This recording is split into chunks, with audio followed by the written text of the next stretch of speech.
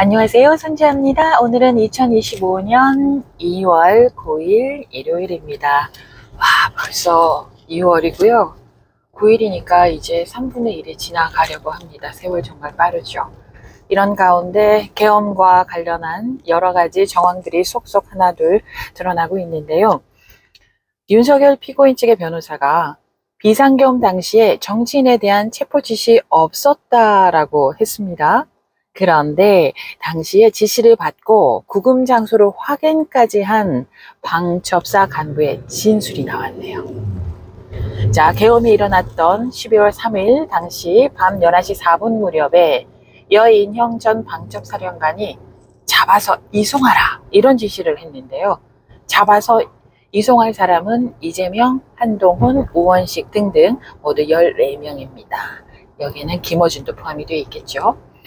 자, 더불어민주당의 백혜련 의원이 전 방첩사 수사단장이었던 김대우에게 14명을 신속하게 체포해서 수도방위사령부 B1 벙커 구금시설로 이동하라는 지시도 받았죠? 이렇게 물었어요. 그러니까 뭐 정확하게 체포라는 말은 없었는데 잡아서 수방사로 이송시켜라 이렇게 말했다고 진술을 합니다. 잡아서나 뭐 체포나 그게 그 말이죠. 자, 그런데 여인영 전 사령관 그리고 윤석열 대통령 측은 헌재 탄핵 심판에서 B1 벙커는 구금시설이 아니다. 체포 지시 없었다. 이렇게 말을 했습니다. 이게요, 괴벨스가 그러잖아요. 20%의 진실에 80%의 거짓이 들어가도 사람들은 자꾸 얘기하면 믿는다고. 그러니까요, 정확하게 체포라는 말은 안 썼다는 거겠죠. 하지만 잡아서 수방사로 이송시키라고 말을 했잖아요. 그리고 B1 벙커는 구금시설이 아니라서 이런 말을 했는데, 자, 노영훈 방첩사 수사실장은 검찰 조사에서 비상계엄 당일에 여인영 전 사령관 지시로 수방사 B1 벙커를 직접 확인하러 갔는데 가봤더니 B1 벙커가 구금시설로 적당하지 않아서 대신할 시설을 준비했다. 이렇게 진술을 했습니다.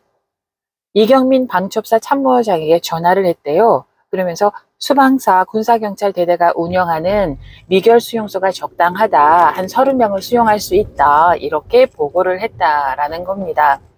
여기서 이경민 참모장은요, 방첩사 서열 2위랍니다. 비상계엄 당일에 여인영 전 사령관과 함께 있었던 사람이라고 합니다.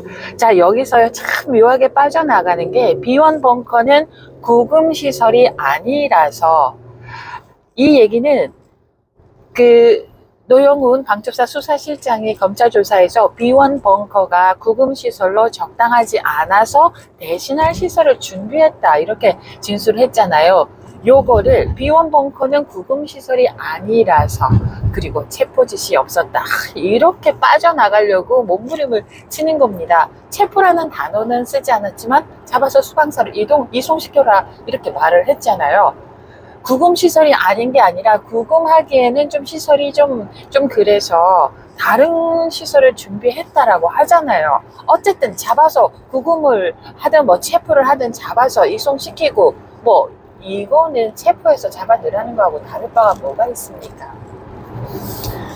그러면서 이제 노영훈 방첩사 실장은 이후에 실제로 새벽 1시 무렵에요. 군사경찰대대 미결 수용소로 이동을 했고요.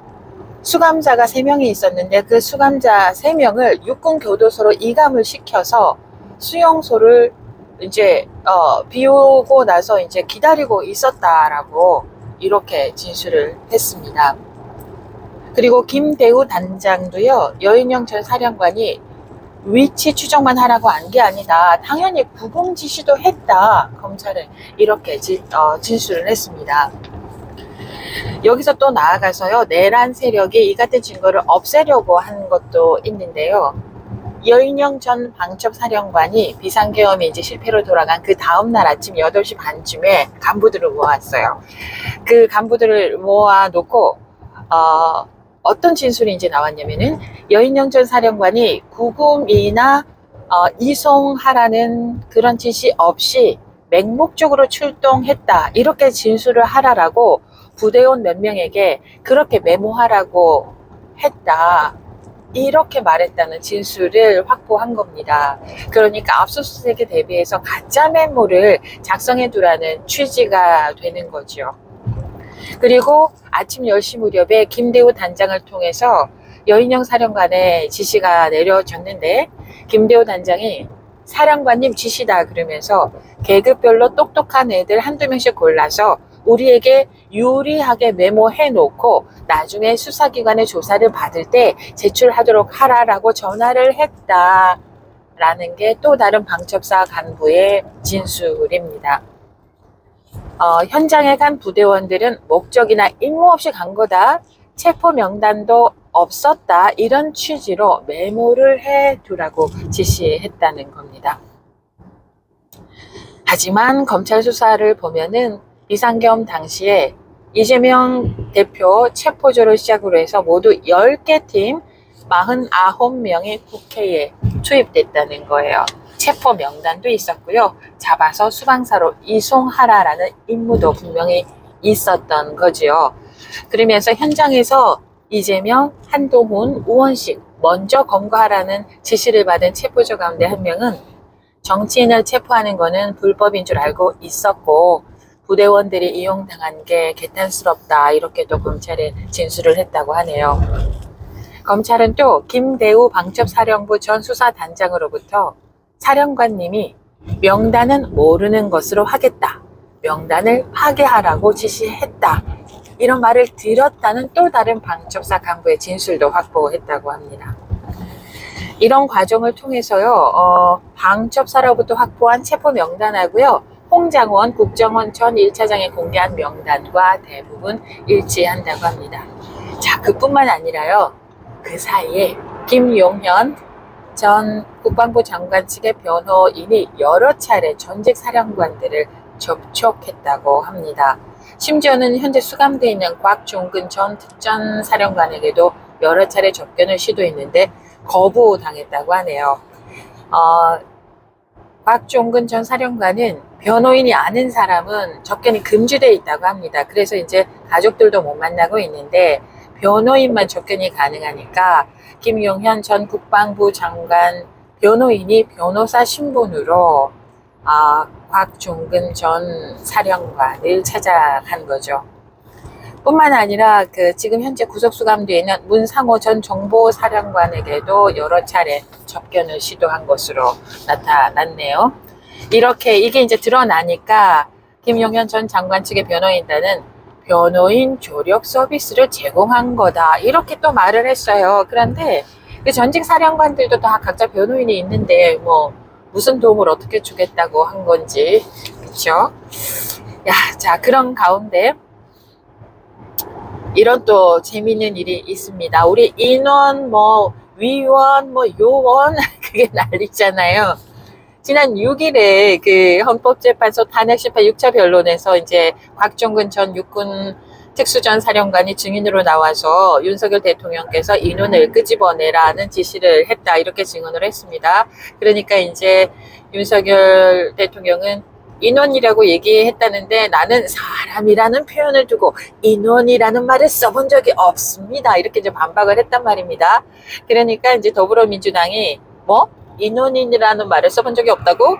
그러면서 나는 인원이라는 말을 써본 적이 없습니다라고 발언한 다음에 바로 1분 15초 후에 몇 번에 걸쳐서 인원이라는 말을 쓴 거를 영상을 밝혀냈잖아요. 그래서 바로 거짓말한다 1분 15초 만에 이제 이렇게 비판을 했죠. 자 이렇게 되니까 윤석열 대통령의 법률 대리인인 석동현 변호사가 SNS에 윤석열 대통령이 나는 인원이란 말을 안 쓴다라고 진술한 의미는 이 사람 저 사람 등 지시대명사로 이 인원 저 인원이란 표현을 안 쓴다는 뜻이라는 거예요. 그러면서 윤석열 대통령도 인원수가 얼마냐 불필요한 인원을 줄여라 이런 표현에서 당연히 인원이란 단어를 쓴다 또 이렇게 SNS에 이게 뭡니까 이게 지시대명사로 이 인원 저 인원이란 표현을 안 쓴다니 이게 뭔 말입니까 도대체가. 자, 이런 가운데 보수 성향의 헌법학자 이석연 전 법제차장의 인터뷰에서요. 헌법재판관 전원 일치로 윤석열 대통령에게 파면 결정이 내려질 것이다. 이제 이렇게 예상을 했습니다.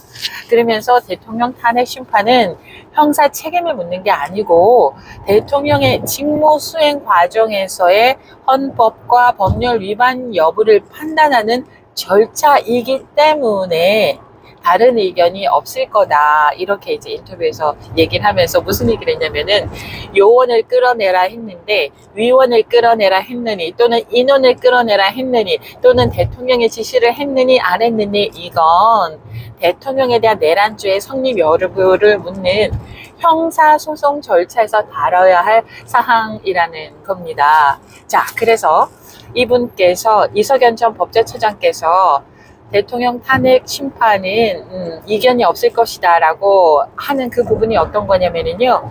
계엄을 선포할 때에 국무위원들의 회의록이 없다. 그러니까 서명이 없었다라는 부분, 또 전시나 사변에 준하는 비상사태가 없었다는 점, 이 두 가지만 봐도 명백한 헌법 위반 사항이라는 겁니다.